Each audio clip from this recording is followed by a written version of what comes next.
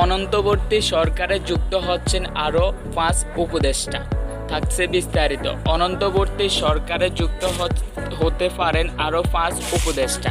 এ নিয়ে মোট উপদেষ্টার সংখ্যা 22 জনে দাঁড়াবে। আজ বৃহস্পতিবার মন্ত্রিপরিষদ বিভাগ সূত্রে এই তথ্য জানা গিয়েছে।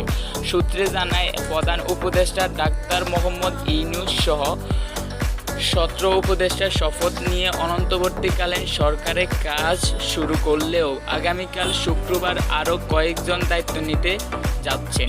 এর সংখ্যা 5 জন হতে পারে, তবে তাদের নাম পরিচয় এখনও নিশ্চিত হওয়া যায়নি। রাষ্ট্রপতির দৈনিক কর্মসূচি থেকে জানা গিয়েছে, শুক্রবার বিকেল 4টায় বঙ্গভবনে নতুন উপদেষ্টাদের শপথ গ্রহণ অনুষ্ঠিত হবে। রাষ্ট্রপতি মোহাম্মদ শাহাবুদ্দিন তাদের শপথ পাঠ করাবেন।